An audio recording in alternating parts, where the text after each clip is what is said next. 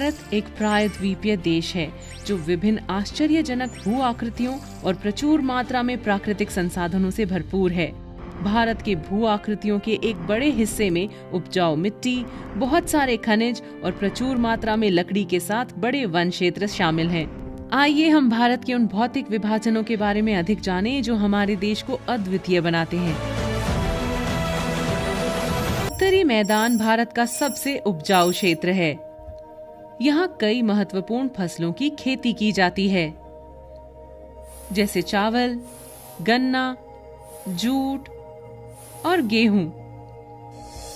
इन मैदानों के दक्षिण में प्रायद्वीपीय पठार स्थित है, जो आकार में लगभग त्रिकोणीय है।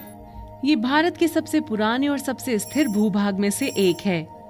इस क्षेत्र में कोयला और लौह अयस्क के समृद्ध खनिज भंडार हैं। प्रायद्वीपीय पठार के उत्तर पश्चिम में अरावली पर्वतमाला स्थित है, जो भारत के सबसे पुराने पर्वतों में से एक है। अरावली के साथ साथ विंध्य और सतपुड़ा की पर्वत श्रृंखलाएं हैं, जो इस क्षेत्र का शानदार दृश्य प्रदान करती हैं। नर्मदा और तापी नदियां इस प्रायद्वीपीय पठार से होकर बहती हैं और सुंदर घाटियों के निर्माण में योगदान करती हैं। ये दोनों नदियां पश्चिम की ओर बहती हुई अरब सागर में मिल जाती हैं। प्रायद्वीपीय पठार के पश्चिम में हम पश्चिमी घाट देखते हैं, जिसे सह्याद्री के नाम से भी जाना जाता है। पश्चिमी घाट निरंतर पहाड़ों की एक श्रृंखला से बना हुआ है और ये कई नदियों का उद्गम स्थान है। इस बीच पूर्वी घाट प्रायद्वीपीय पठार के पूर्वी भाग की सीमा पर स्थित है। पूर्वी घाटों को महानदी, गोदावरी, कृष्णा और कावेरी जैसी कई नदियों द्वारा विच्छेदित किया गया है।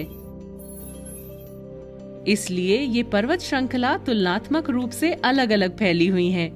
बंगाल की खाड़ी में गिरने से पहले ये नदियां यहाँ उपजाऊ डेल्टा बनाती हैं।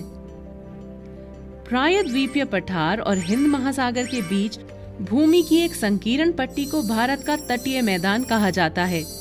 इनमें से पश्चिमी तट मैदान बहुत संकरे हैं और इसके विपरीत पूर्वी तटीय मैदान अपेक्षाकृत चौड़े हैं।